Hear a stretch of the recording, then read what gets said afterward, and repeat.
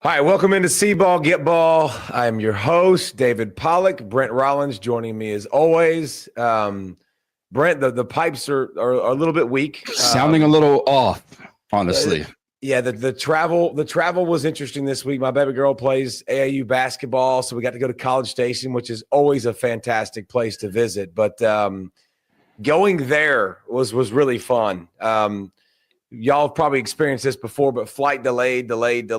Get in at like 2 a.m. Texas time, which is early in the morning. Get into the rental car place. Get my rental car because I'm Emerald Club and go to drive out the gate and go to the destination. Man, it's gonna be awesome. We'll get there about 4 something. Fine, like sleep for 6 hours. Baby girl can go play basketball. We're there. The whole family's together because we waited for Nicholas to finish football practice, so we could all go together. Nobody working the gate. Drive up like closed, and I'm like, what? They gave you a car. Yes, and the thing was locked, so you couldn't get out of the parking lot. Correct. So literally got my car. I drove around. I asked the lady, I'm like, hey man, I'm like, how do I get out? Like it's closed by National. Can I go out another direction? She was like, no, but they'll be here at 4:45. I was like, awesome. Sounds great. So we went. What a response, by the way. Hey, me and Nicholas jumped in a couple of other cars, another set of cars, and slept next to Lindsay and Leah, who slept in another car, and then woke up 4:45. Got to A&M College Station about 6:30 that morning. And then we took some naps, played some hoops, baby. It was the only time we get on an airplane for our AAU this year so far, and which is good. It was not great. It was not a great experience. Not a great start. Not a great at least travel weekend. We'll have the basketball go at least. Basketball was solid. My baby girls team is really good. They're 15U team, but we played a team with the number 1 girl from Indiana, and we got slapped. And Leah was my baby girl was so fantastic to be around that night. Didn't say a word the rest of the night. I was like, you good? Yeah, I'm good. Yeah, I'm good. And then the next morning we woke up and I started it just in Davey fashion, Brent, like I've had for all these years. I woke up the next morning. I was like, it's a new day, baby. I was like, let's go. I was like, by the way, how's your butt? Energy. She's like, what do you mean? I was like, is your butt still sore from the belt you got last night? And she was like, you're going to start the day like that? Really? That's how amazing. We're going to start the day? That's amazing. I mean, AAU basketball,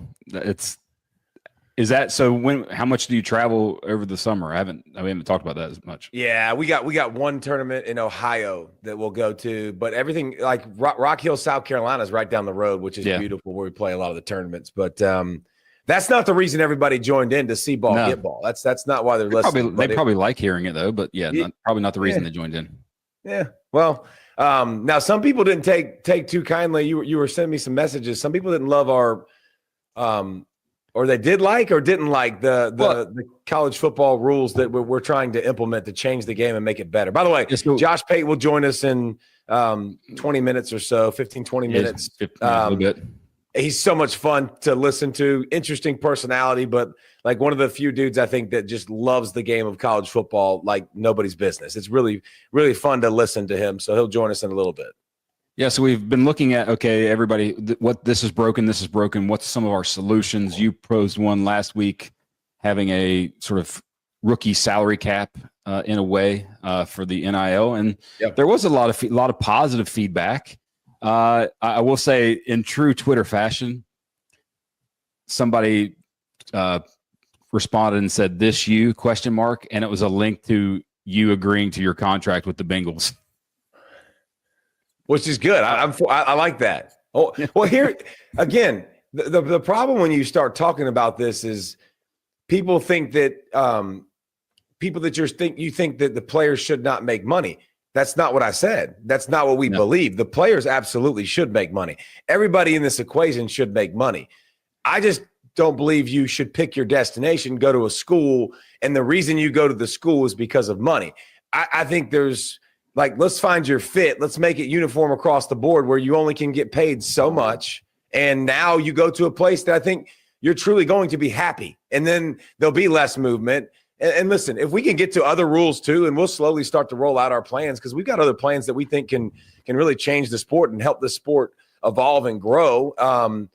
Like, so be it. But I do think it would be important to make it where kids aren't going to school for money, to make it where there's a cap. Listen, now when you go to school and you go earn it, you make the NIL dollars. Like, you make the big money. You make the money that you've deserved and that you've earned when you get to college. But I think it makes the decision-making process for, and listen, my son's getting recruited, and I'm not sure at what level he's going to get recruited, but he's going to these different schools, and they're big schools. Like, I'm going to very much encourage my son not to look at the dollar signs. The dollar signs are awesome. Like, and that's great. And I want him to make money, but like, we're not trying to make money right now. Like, this is the biggest amount of money when we can make money in a lot of destinations. What's the best spot for you, man? What's the best spot where you can go have success, maximize your experience, your opportunity to get where you ultimately want to go? So sometimes you'll forfeit a little bit of money up front, maybe. Yeah, but like, I think if you're in the right position to succeed long-term, I don't think you'll forfeit. So I'm not trying to take money away from players, Brent. Yeah. I'm just trying to take the decision-making process and making it about money and making it about where you want to go, where your fit is. And I think you'll have a better experience, better opportunity. And now you go make that cheddar when you have the opportunity with the NIL. Yeah, and this kind of piggybacked off of Jackson Cantwell, who's number one recruit, his decision to or at least commit. I don't know that it's at this point, nothing's final until they're actually at school, signing in school, but to commit to Miami. And there was a lot of, the $2 million-ish number thrown around. So that was kind of what was the basis of the conversation. Another interesting comment came from Bennett Tiger and the at Ironman W Woo. So a little interesting name there. But anyway, his comment was show progression towards a degree before majority of payment. And basically, what about, 3-year deal with 4th-year options, stay in school for 3 years, things like that. And I think that's one element of it that is never talked about. And I wonder, but Saban, when he talks about this, he very much talks about it in the sense of he wanted to make them better, set up for life kind of thing. And I think he very much cared about the academic side of it. And I wonder if this will ever, once the final version of whatever it is that rules and things like this look like, that academics will actually be a part of this. Brent, two things. Do you know what's happening right now across the country? And this is a fact. I've heard this from tons of coaches. Like, these kids are getting paid, which again is good. They're maximizing their opportunities. They're making money. You know what they're doing in school, Brent? They're paying people to do their work. 100%. Like, they're taking their money, which they're earning, and they can choose to spend their money they want. They pay to go get somebody to write their paper now. Like, they don't have to use AI because AI will get them in trouble, obviously, and there's ways to fix that and correct that. But now they can go to another student who will make money and say, hey, will you write my paper for you? That's happening across the country. Like, here's another thing, too. I think we might need to reevaluate, Brent, these scholarships. If I'm paying you millions of dollars, why am I giving you a scholarship then? Like, pay for your school. Like, I think the education component of this, it's a joke, first of all. This is not what it's for. Like, this is not the system. The NCAA has sucked all along the way for a long time. Like, this is not new. But, like, when you're talking about education, which is, listen, we know the stats and the numbers. Not everybody's going to make it to that next level. Like, most are not. Obviously, a high click are not. So, how do we continue to set these kids up for success? I would love to do something that I've said I've wanted to do for years. I would love for some of this money to go in a trust, man, where you put it away for them. Like, it goes away until they get out of college, until they get to that, age where they start. Listen, our frontal cortex lobe, whatever that garbage is, we ain't grown, okay? Like, if I could go back, there's so many stupid things you did and I did in college that we would love to fix. And when you give me money, I'd have been even stupider. Like, I'd have had so much more stuff, and I just would have wasted an opportunity that I feel like can be life-changing. So, like, the scholarships, the academic part of this is a joke. Like, there is no more academics part of this. This is semi-pro football. That's what we're doing. Yeah. And like you said, it's the majority who aren't going to realize a professional football dream, that this is where you got to impact. And you think of a kid who's in 4 different schools in 4 years, it would be fascinating to see some statistics, and I haven't looked or seen in terms of graduation rates and whatnot of those kids with multiple transfers. Because for me, like, I think you should go for 2 years and stay at the same school. And then after that second football season, you couldn't have that one-time transfer. But then after that, you only transfer if you graduate.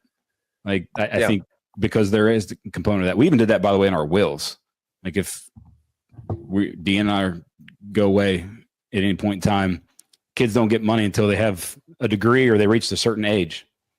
Yeah, I like that. Like, go take care of your business first before getting the money. We've seen what happens as a society when you give kids money. Like, when you give young people money, I mean, listen, it's not going to end well. Like, we don't know enough about what we don't know, and you will, and you'll grow and you'll learn. And listen, you're going to make mistakes and along the way, but it's just, again, we're trying to find the best system to put these kids in the best chance to succeed. Like, that's, I don't have a care in the world about any of this crap. Like, I don't care where the money goes.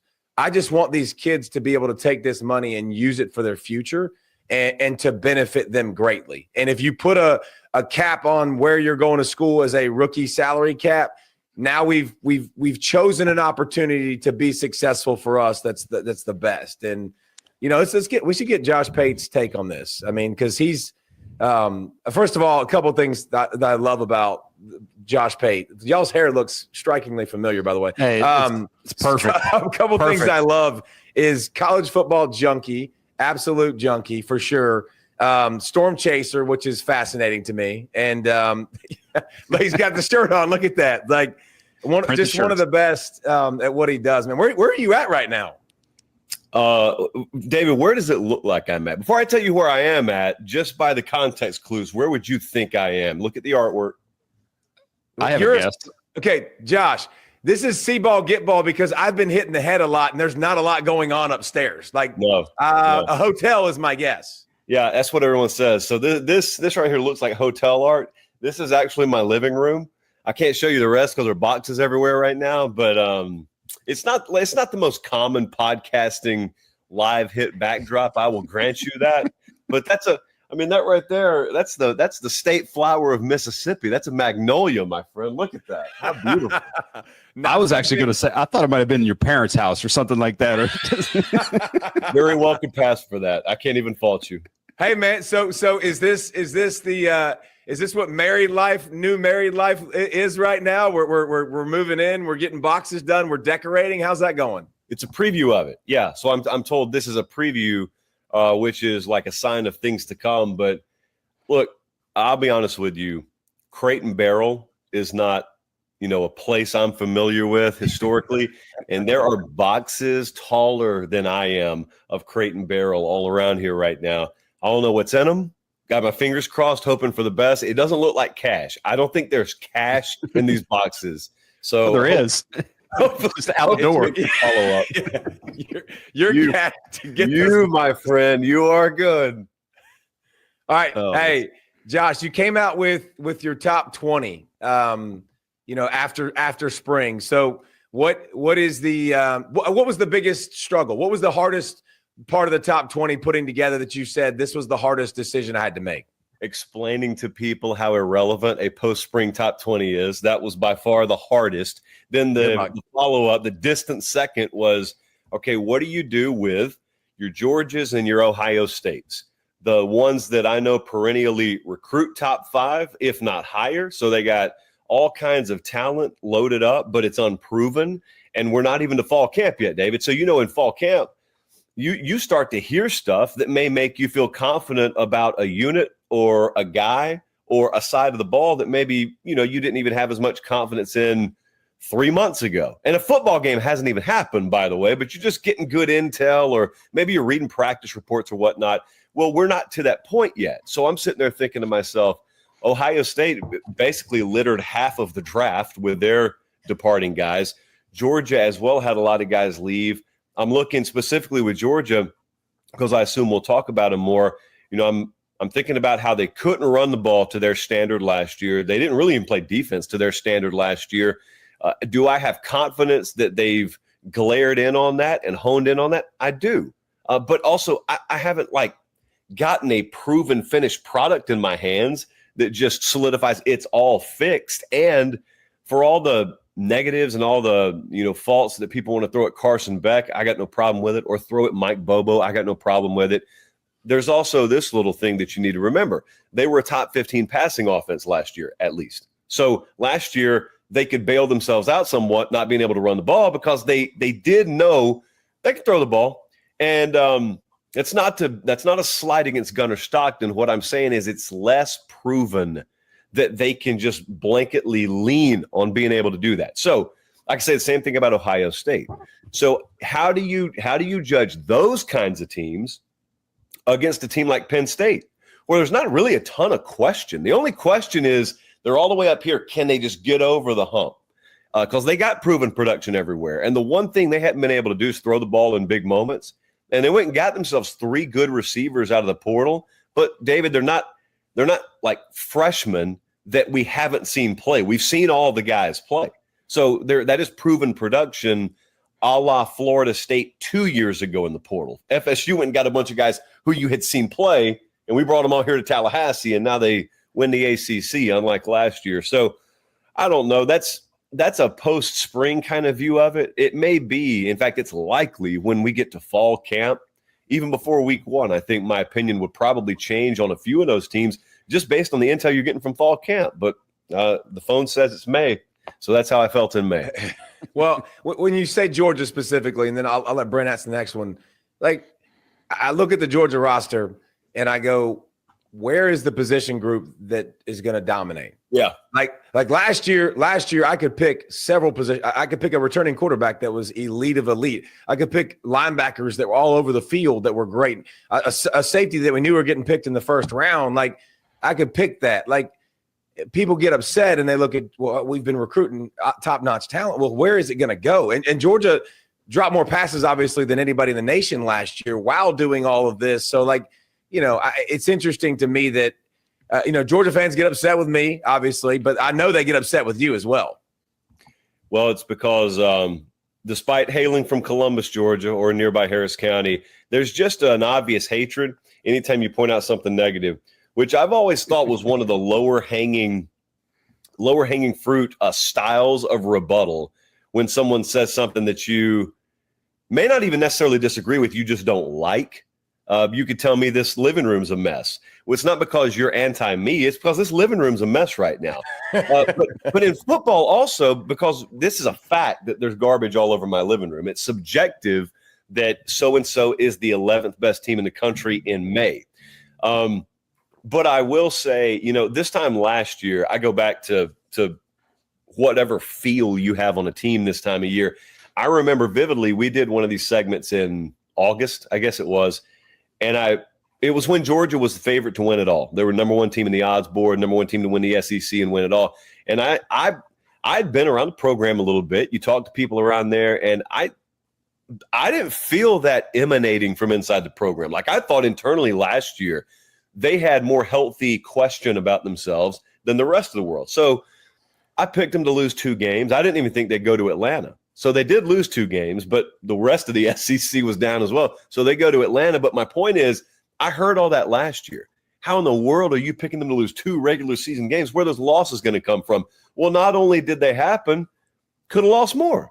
Doesn't make them a bad team. It makes them mortal. That's all it makes them. This is probably us falling victim a little bit to applying 5-year ago standards to today's college football. And by the way, I would encourage people who think that's hating on Georgia to listen to the head coach at the University of Georgia, because he's been the one preaching that as loudly and as readily as anyone else. We're not playing the same schedule we were playing in divisional play, and our depth isn't what it was. I did the sit down with him a month ago. He said, I am counting on freshmen. I am counting on freshmen in my 2 deep. He said the days of bringing in a freshman, you not seeing him for 2 or 3 years are gone. We are 1 injury away from true freshmen starting for us, and that's at Georgia, where they got it as good as anyone depth-wise. So that's where I stand on them.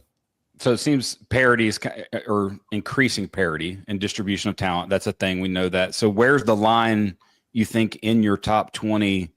Okay, past this line, I don't think they can win the whole thing. Or is there a line with that? There is a line normally, but see, post spring, he's like, wait a minute, we're not there yet. Well, because I mean, you look at it, and when you have a Georgia at 11 or even Ohio State at 8, because typically in the past it feels like, hey, we had a handful, 5 or 6, maybe even less teams that you felt like could win the whole thing. I look at it now and it's like, okay, I could see that happening. I could see Arizona State going crazy and going off and having a run, that sort of thing. Yeah, where's that line, you think? So there's one unknown. There's one big unknown that makes the season really, really fascinating right now. We don't know, with all the typical dominant programs. Georgia's one of them. Ohio State's one of them. Texas, you can put in that category now. Alabama is in the category. I'm mentioning all these teams that we've classified as teams that can win it all any given year. None of them are proven at quarterback. Now, someone will get it figured out there. But let's just say you got a really crazy year where your best programs, the best they can do at quarterbacks, B to B plus level ball. What that does is it still puts them in the hunt, but it all of a sudden opens the door for what you just said to happen. In a normal world, Arizona State, even at their best, is not winning the title. Last year's a solid team. They're not winning a title, though. However, if you don't have a dominant quarterback out there, it probably means you don't have a truly dominant team. And if you just got a field of pretty good to really good, then your field beneath it of potential contenders who have a puncher's chance. Penn State's certainly in there. They may even be at the top already, but they're in there. Arizona State's in there. But you also have the rogue teams that get their act together in the SEC and the Big Ten. Aside from the obvious, Notre Dame's in there. I just don't know what quarterback's going to be. I don't know what it's going to be anywhere. And how in the world am I supposed to know what Gunnar Stockton and Ty Simpson are going to look like this fall? How am I supposed to know what Arch is going to look like? I can guess. How am I supposed to know what Julian's saying at Ohio State's going to look like if that's who wins the job? I don't know. So it could make for a very atypical November look where you're talking about some teams that you never thought you'd have to take seriously in that championship picture being taken seriously. See, I feel the same way. I can go there with you. But there's also, Josh, what I've learned over the years now is like Ohio State. I know they'll figure it out. And they have Jeremiah Smith. So like that is not a question mark for me. Alabama for all the years now, like, and especially obviously with DeBoer now with his OC back, I think it's even more solidified. I also look at Jeremiah Smith and Ryan Williams. I know whoever's throwing him the football is going to be great, like in those spots. So, like, do you take that into account too? Is like I've like Ryan Day is you can say what you want about Ryan Day, what you like, what you don't like about Ryan Day. Quarterback play is always great. Like you're always going to find them. Do you lean on those things too with some of your predictions with your teams? Yeah, well, what you're talking about is program dependability, the blind trust you're willing to put into a guy or his program. I've got it about them. I've got it about Georgia as well. So, if we're talking about Kirby, do I think Kirby's going to fall outside the top 20 in consecutive years defensively? My guess would be no. So I think it's fair to say the same thing about Ryan Day at the quarterback position. I agree with you about DeBoer having Ryan Grubb back. It's really an interesting thing. You're looking at Texas and Alabama, both having lost multi-year starters at the QB position. But if the truth is really known about it, organizationally, it was kind of viewed as time for those guys to move on. Good luck, and we'll bring you back here ceremonially forever. However, if you're not going to the NFL, this is probably not the place you're going to play next year. And it's funny how that works because we're talking about question marks, new starters at those spots, but yet both of those spots prefer the new guy to the guy they had last year. Yep. So I would agree with you that, I think the same way. That's why come fall, and especially come week 1, week 2, when we finally have results, you got to pick it. It's time to pivot on a dime, too. I've always said in college football, you got to take those opinions in the summer and write them in very, very light pencil because you got to be ready to erase really, really quick once you get results in front of you. Yeah, it seems like Bama, then you putting them at 4th. You and maybe the intel you've gathered and people you talk to, hey, they're going to be better at quarterback. than they were a season ago, and maybe not necessarily better from a talent standpoint, but at least better fit with who it is that Kalen DeBoer wants to be offensively. Yeah, the reason I put them that high is I do think they'll be good enough at quarterback. Ironically, it's not really about quarterback so much with me. It's what David just said. They may have the best wide receiver room in the league. They have the potential to have that on the high end. But I was over there a couple of times this spring. I watched some scrimmage once, closed scrimmage. I watched and talked to a lot of those guys who were in the building. But the most important part of it is the same stuff we were noticing with Ohio State this time last year. Is there's this nucleus of guys who could have tested the NFL waters, probably needed to come back for another year, but they could have been day 2 guys in the draft, or those same guys had bigger offers to go elsewhere in the portal. And that group of guys stayed, just like they stayed at Ohio State last year. Now, that doesn't guarantee you anything, but what it does guarantee is it guarantees you got a nucleus of the ones you trust. And then there's a second page to that story, and that is this time last year. What we were talking about with DeBoer is he going to keep his roster together? Because remember that whole he gets there and their guys are allowed to leave, but Bama can't take anyone in the portal because that's how the rules work. Then they go through spring ball, and I can tell you confidently that staff didn't feel like they could really operate just fully the way they wanted to, implementing their stuff in spring because they knew there was a post-spring portal. And we don't want to chase guys away to the point where our depth is shot and we can't have a year 1. Well, now there's been 3 portal cycles since then. So everybody you've got.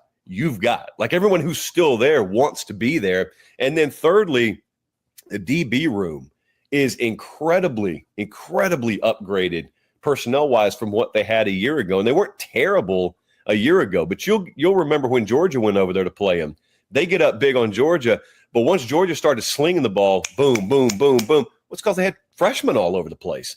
Talented, but freshmen all over the place. So those guys are a year older, but also through no fault of their own, there's some guys over there who started last year who will be pushed for their positions just because they have deeper and better personnel in the room. So if they get pass rush figured out, like if they're a B-level pass rush team, if they can run the ball at a decent level, I think there's some other pieces of that team that can have them right back in the SEC championship picture.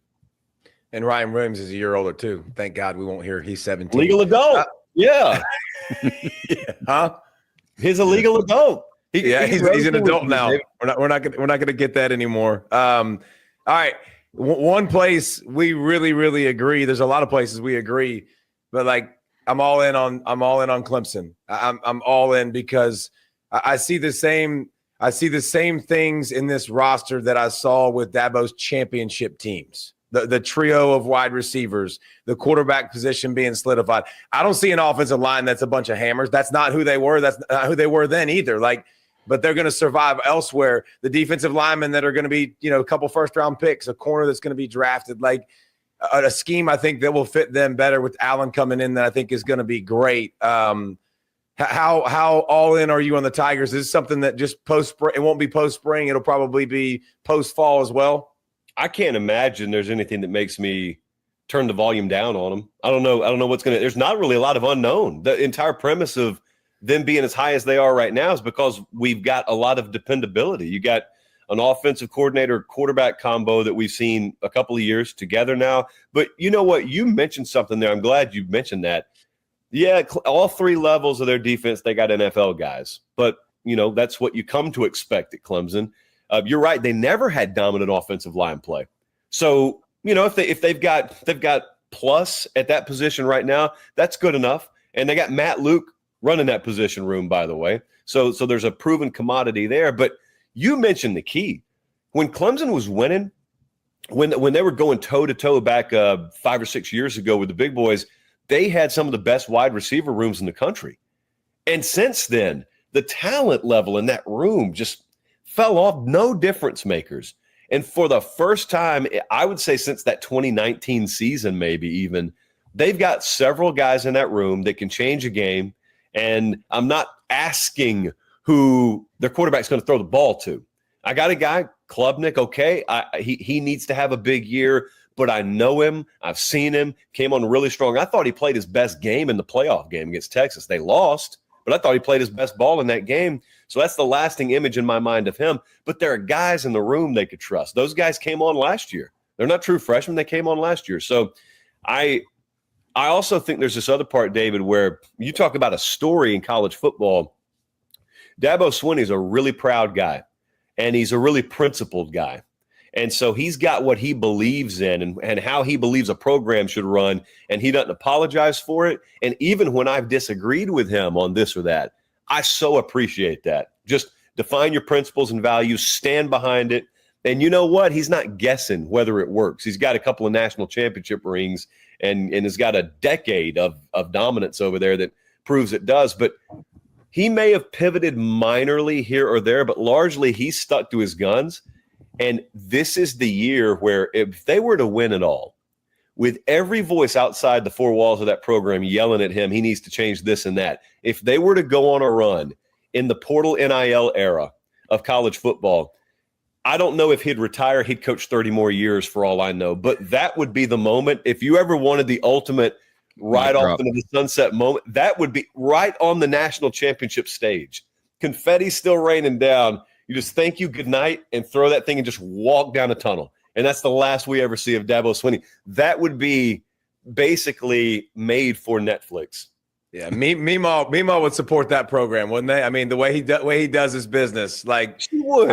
Meemaw would say, if Hank ever had a program, that's how he would have run it. That's how Hank would have done it. That's what Meemaw would have said about Dabo. Yeah, and I think one thing to consider too with Clemson, my son plays with Matt Luke, and just to hear him talk about Braden Smith, or Braden Jacobs, Braden Jacobs up front, like. He's already come in like that boy was Brandon Jacobs' son from the Giants and Auburn Tigers. He came in enormous, big dude with unbelievable feet, and now he's already trimmed down and the body percent fat's falling. And like you get a guy up front too that's a mauler, that's a little bit more physical, and they get some physicality up front. Like and I think they do got to find their running back. Like it's going to be interesting there because last year they couldn't run the football. Maffa was dinged up, and they didn't look great. So that's something to look for. But Brent, I'm sure you got a more intelligent question. With Clemson, and you look at Clemson, and even you look at every team this year, there's a massive question, and you just brought it up. Who's going to run the ball? Is there going to be too much on Cade Klubnik? Because, by the way, Clemson lost 4 games last year, including to the school in their own state who also returns their quarterback. So, that's what's fascinating about college football this year to me is just how much every one of these teams, big programs without QB or with QB issues or other programs that don't, and how it all blends together. All right. So Josh, with the rankings, obviously there's pushback either via text from people or social media pushback and whatnot, and your audience pushback. Which fan base was giving you the most crap about your rankings? Or is there a consistent top of the list in terms of that? I would say either Georgia or Ohio State. These are people right now who think it's their birthright to be top 5. And honestly, it better not be closer to 5. It better be closer to 1. Right. And so there's I haven't told this story yet. So I was working local news like 12 or 13 years ago. And we had this newsroom. There was one girl from Michigan State, but there were a bunch of Auburn and Georgia grads in the newsroom. That's just what the station was made up of, and one Penn State guy randomly. So they did this marketing thing where I think we may have even sold coverage to some local place or whatever that did festivals and stuff like that. So it was during the fall. Okay. So we get a bunch of pumpkins, and they painted them up in the different team color schemes and stuff like that. And so I went to Columbus State University in Columbus, Georgia, not noted for powerhouse football programs. So yeah. I played the rover. I played the fill in the blank.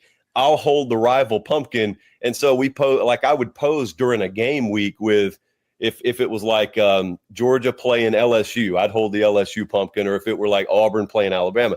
All right. So I never knew these photos existed, but our station took all the photos, and apparently they logged one of them, and it was the Alabama-Auburn pumpkin combo. Okay. The other ones don't exist out there, but they do exist. The photos were taken. So some Georgia guy gets a hold of that photo. I haven't seen it since it was taken. And he spreads it all over the place. Hey, this dude's an Alabama guy. Of course he put us number 11. It can't be because there are questions about our run game. It can't be because we fell off defensively. It can't be because we got a question at quarterback. He's a Bama guy. That's guy. Why. Look, the pumpkin is the proof. I want you guys to remember that. Whenever you get stuck in court, just yell, the pumpkin is the proof over and over again. So I didn't respond to it because honestly, if you tried to type what I just said, it wouldn't sound believable. So I just left it alone. But yeah, the pumpkin pictures, they got thrown in my Twitter DMs a fair amount. I was like, pumpkin is the proof. That print the shirts there. What I'm waiting on, trademark that now is I don't know if the other pictures exist, and I don't know if those are going to get thrown at me one day. Like if I go LSU number 1, I know I took a picture with an LSU pumpkin. So I'm trying to wait for that to get thrown out there. It could be like delayed evidence that I don't know exists. In court, they've got to show you what they have. It's discovery. I haven't even gone through pumpkin discovery yet. All right. So what you brought up LSU there. You have them at 5, I think, if I'm 5th. And we talked, Davey and I talked last week. One of the things I think I know about college football this year is that the pressure in LSU and on Brian Kelly is rather large, and they have a big opening game. So just thoughts on LSU putting them 5th where you did. Yeah, I think the closer you get to LSU, the more you know what you just said there. I think if you live in Minneapolis, Minnesota, you would look at a guy who's won 29 games over his first 3 years, and you would think, wow, Brian Kelly's doing great. He must have universal approval amongst the fan base. But he has approval, but I don't think it's universal. And I think also the way they let that defense fall off and the way they, in some ways, wasted Jaden Daniels' Heisman year, it really, really sat poorly with those folks. And there's another sublayer to that you got to get pretty close to Louisiana to understand. LSU has prided itself for a long time in winning with people from Louisiana, and that's both staff and players. When Brian Kelly came in there, he's a proven guy, and so he's hired and he's told, all right, do it your way. Well, his way was to flush a lot of the Louisiana flavor out of that building to bring in his folks, almost – according to some, almost sort of in a defiant measure, in a defiant tone, getting rid of people that don't even really need to be getting rid of. It's just, I'm here to prove a point. And the point, although these words never came out of his mouth, it was interpreted by many around there as, you think Louisiana is the special sauce here. I'm going to show you the formula to win is the special sauce, and I've got it. Oh, okay, that's not good. Those people don't like that. Yeah, if you win out of the gate, you don't really get criticized for that. And they did win in year 1. They beat Bama. They go to Atlanta. But then year 2, there's the disaster. And it's disastrous with a bunch of defensive guys who can't pronounce Thibodeau to save their lives. So it's sort of mandated. And this story will get told one day. But it's sort of mandated, hey, you're going to make these changes. And he makes those defensive changes. And we need a guy like Austin Thomas, for example, as the GM. We need him back in here. Well, Austin Thomas comes back in there, and guys, that roster was in trouble this year, and they went and killed it in the portal. Like they made Florida number State 1, right? Yeah, and again, I always want to specify they did what FSU did 2 years ago. They went and got proven production. They didn't go take kids who were former 5-stars who weren't starting for good teams and just magically assume, oh, they'll shine for us. So LSU, the one thing about them. And it sounds kind of hypocritical with me talking about proven production, but putting them in the top 5. They do have proven production on that team. It's not proven with LSU, and they're going to depend on a lot of those guys. And they've got a front-loaded schedule, which kind of concerns me somewhat. They play, by my Clemson. count, they play 4 losable games, though, in the first 6. And so if you don't have your stuff together, if you don't gel as a team and get ready to come out of the gate hot, they are a team that could be really good and have 2 losses by the time we hit, October and have no margin for error whatsoever. You know, they haven't won an opener since 2019. It's bad. It is a lingering issue. Trust That's me, all those crazy. people know. Yeah.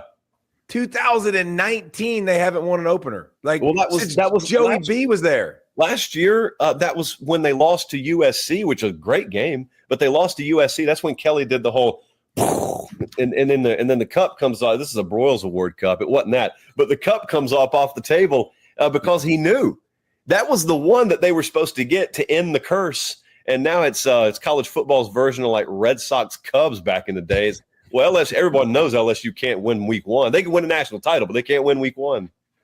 All right, so two teams that I look at that I go, okay, I know why he's putting them there, but I know they won't stay there. And that's Oklahoma and Florida. I think both those teams, I think we know are going to be improved from last year. Florida more proved it, I think. Florida proved to us what they could do last year. Oklahoma did not, but the portal changes, the coaching changes. I think we're going to bet on them improving a lot. But I think because of the schedule, for gosh sakes, it's hard to put them any higher, and I don't know that they're going to be at the end of the year in those spots. Yep. So I didn't pay attention to schedule at all. I know I mentioned LSU's there, but that's me kind of thinking about what they can do record-wise. But when I did these teams, I did it for a reason, because you're right. It'd be like if you and I were down in Georgia, like we're high school track athletes. All right, and you and I just go out on a Saturday against each other and we run, and we're very comparable. But I know I'm going to go run down in Schley County and you're going to run in Forsyth. Well, you got a different caliber of competition you're about to face, all due respect to Schley County, than I do. And so how do we judge each other? Do I place myself well behind you in the rankings, just preemptively assuming that I'm going to lose and you're going to win? Or so I don't do it that way. I look at Oklahoma and honestly, I am returning like a top 15 caliber defense virtually intact with a guy in Brenton Venables I trust to squeeze every drop of potential out of it. But that quarterback offensive coordinator combo they brought in, this is not a poverty roster. This is 3 top 10 classes stacked on top of each other. Really good receiver room there with the Burks kid they got from Purdue last year. They got hurt. He's back. And I think it could be a really, really good team that if it existed in the ACC, you'd be talking about as a rival to Clemson to win the thing. But because they happen to be parked in the SEC with the schedule they have, a lot of people look at them just proactively say, well, they'll lose 4 games. Hey, what if they do, by the way?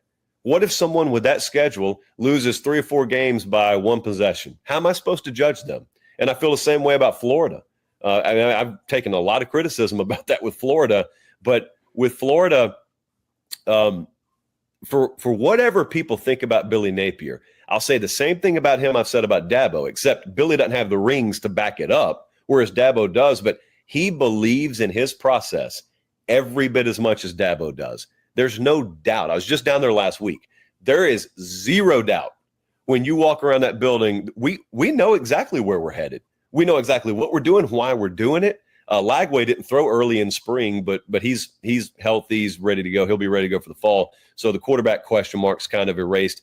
But they're one of the few teams, if you look at them, at their max, that's a team that has top 15 production potential on both sides of the ball. And so it doesn't mean it's going to happen. It means the production is there. The potential is there. So I think that'd be either one of those would be a big story, but I think absent the schedule dynamic there, I think they're going to potentially be really good teams. And I don't treat rankings as, let me just pick you up right where you left off this time last year. I don't think about football like that, because if we look through history, it's hardly ever how it happens. You never have consistent 2-year period. I mean, maybe those like Georgia teams and Bama teams, yeah, they used to do that, but college football normally looks like that right there. Yeah. And so what do you think about college football, man? Like next year, obviously we're going to expand, I think, again. What do you think about college football, where it's going, where it ends up, like just on a whole, do you like this continuing to expand? I know it's money and it's dollars. It's the way it's going to work, but what do you follow on that?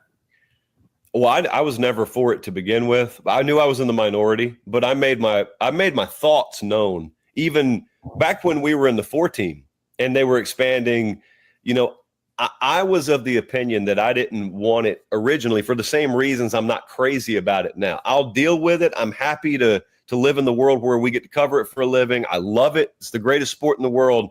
But the reason I didn't like it, David, is because I knew I had a bunch of friends who wanted the college football playoff to expand simply because they wanted more football, or they thought it was a better postseason format than what we had currently. And if you felt that way, I disagreed with you, but I was totally fine with that. Completely fine, just a difference of opinion. We both still love the sport. We both want what's best for it.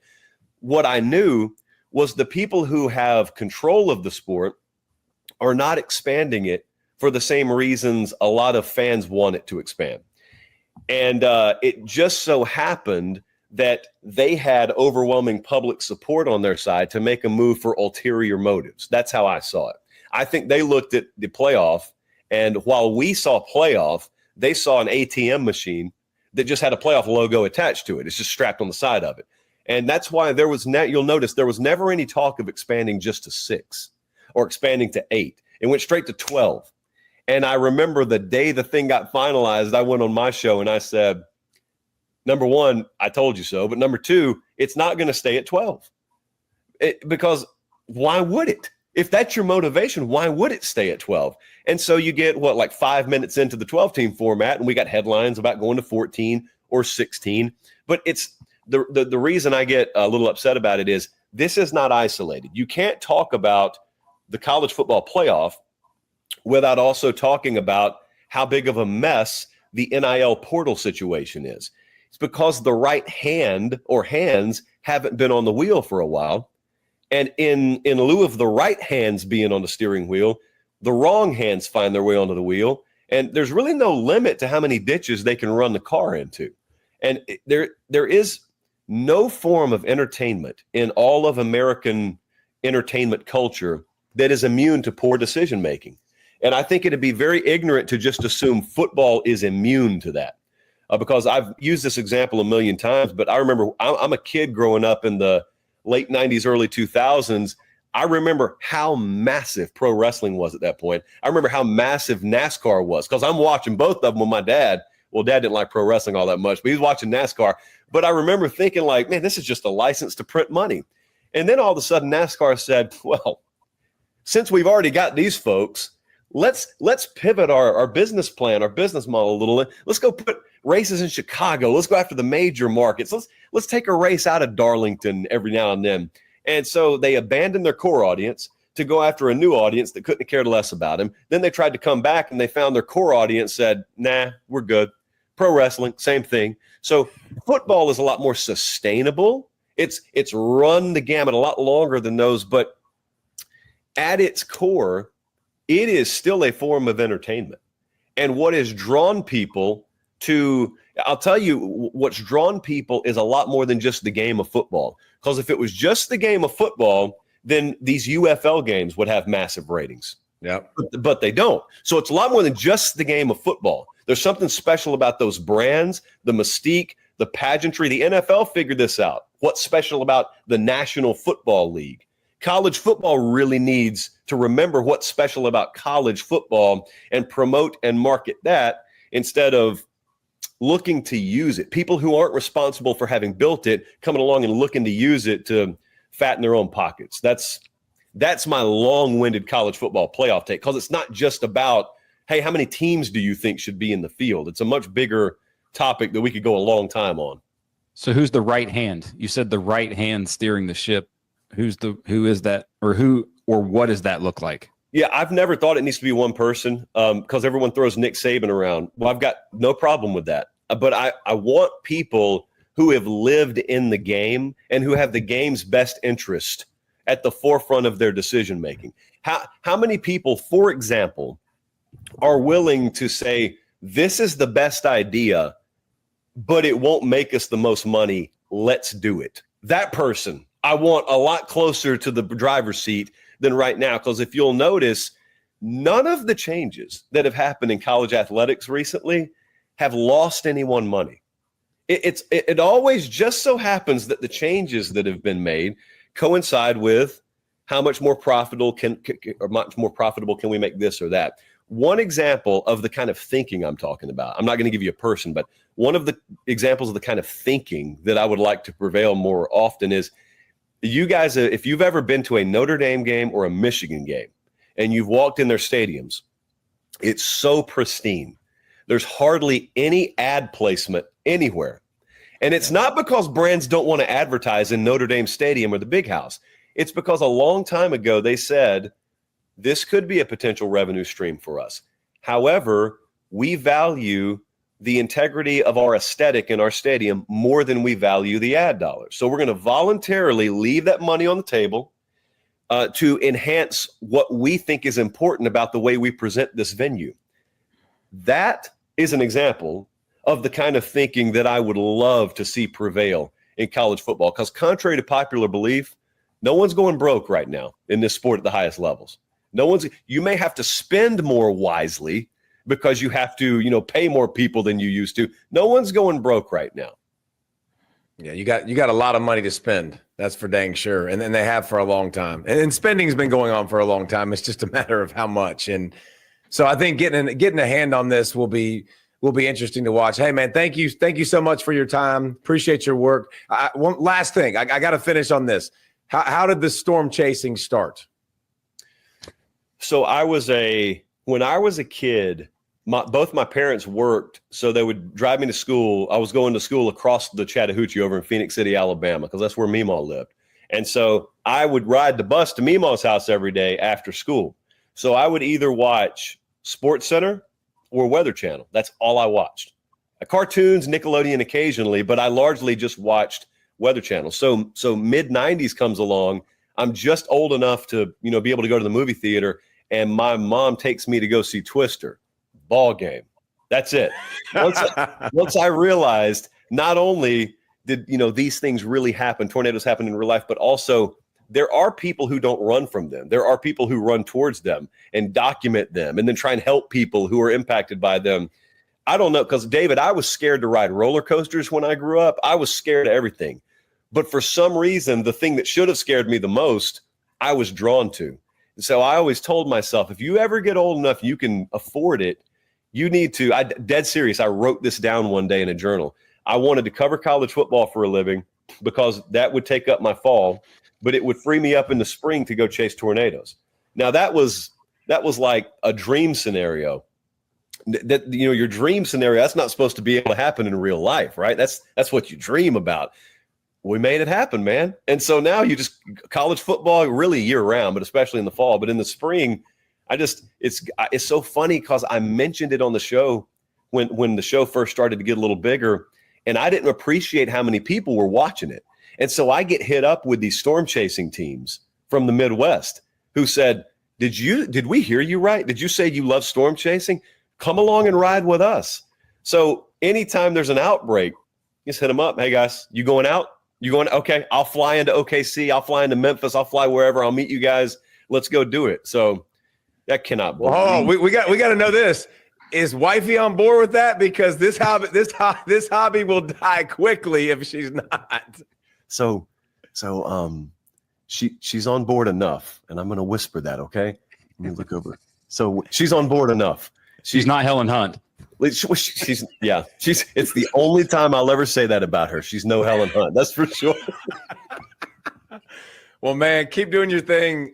We enjoy it. I love people that actually just love college football, that watch it, that I don't think have ulterior motives. And I think you're one of those guys, man. So keep doing your thing, and we appreciate you having on, man. I appreciate you guys having me anytime. All right. See you, bub.